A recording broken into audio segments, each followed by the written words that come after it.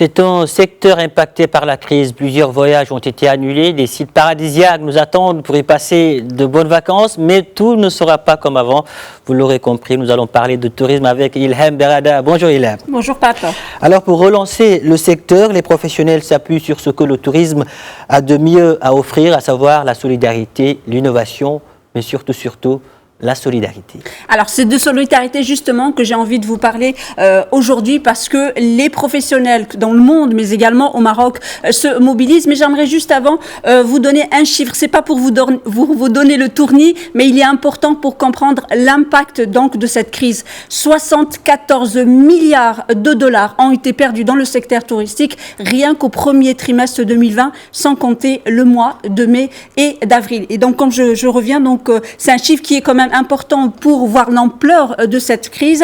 Et comme je le disais, c'est de solidarité que j'ai envie de vous parler, puisque dans la région donc de Chefchaouen, dans la province de Chefchaouen plus précisément, un collectif donc de tourisme de la province, donc du conseil provincial de la ville de Chefchaouen a été créé. Il s'appelle Nature et Patrimoine et c'est pour préserver donc ce secteur important pour cette magnifique ville. Et pour nous parler justement de ce collectif, nous joignons à Chefchaouen Jabir El-Hbabi qui est propriétaire d'une auberge à Tardara dans la région de Chefchaouen et bien évidemment membre de ce collectif. Jabir El-Hbabi, bonjour. Bonjour Ilham. Alors merci beaucoup donc d'avoir accepté notre invitation. Donc un collectif pour sauver la ville donc de Chefchaouen, pour relancer le secteur du tourisme qui est vraiment, vous vous êtes rendu compte que c'est vraiment un secteur très important. Parlez-nous de ce collectif puisque les réunions se multiplient. Pas plus tard que mardi, il y a eu déjà une réunion au conseil provincial de Chefchaouen. Exactement. Nous avons vu les circonstances, vu cette pandémie et les conséquences désastreuses pour notre secteur, et le tourisme en particulier, avec tous les secteurs qui sont directement et indirectement liés à ce vecteur de développement.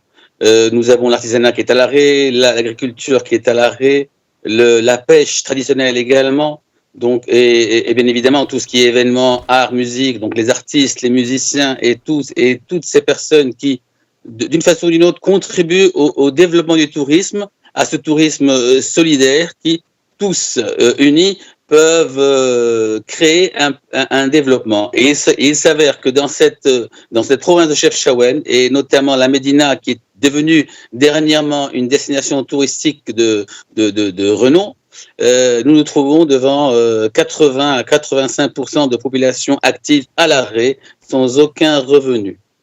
Donc nous avons créé ce collectif pour essayer de réunir donc toutes ces compétences, toutes ces personnes, quel que soit leur degré d'implication, pour essayer d'aller vers un seul but, c'est-à-dire développer, trouver le moyen de réunir les efforts et de commercialiser ce produit, faire venir les gens. Aujourd'hui, bien évidemment, il ne nous reste que le tourisme national.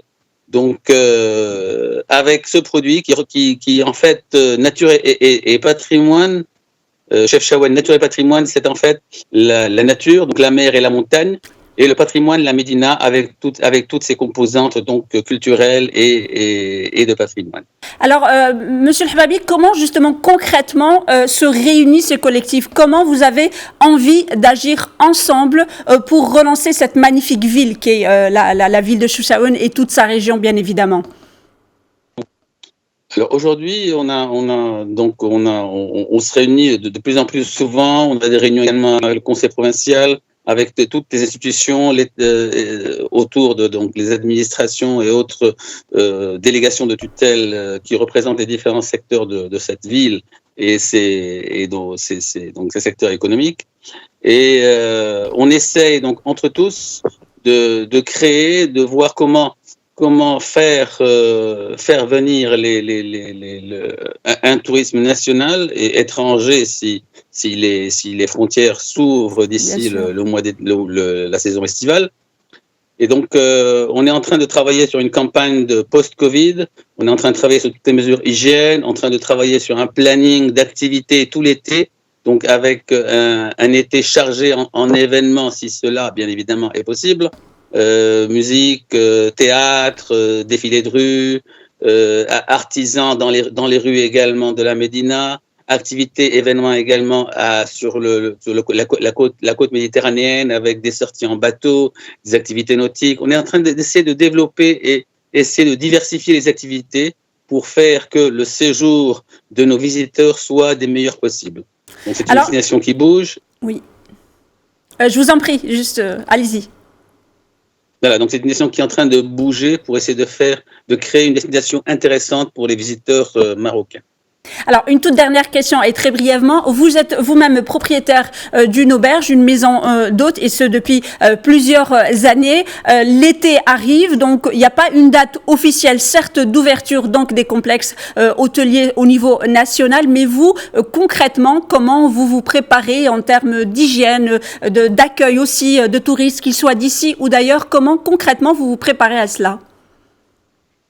Alors, on se prépare du mieux que l'on peut, donc avec d'abord en étant très strict sur les mesures à mettre en place et qui sont celles qui ont été définies par le ministère de tutelle, donc le ministère du Tourisme. Donc, il y a des mesures qui sont des mesures comme celles qui sont, je pense, aujourd'hui ont été mises en place en France, en Europe, donc des mesures comme dans tous les pays du monde, pour essayer de créer le maximum de sécurité pour les visiteurs.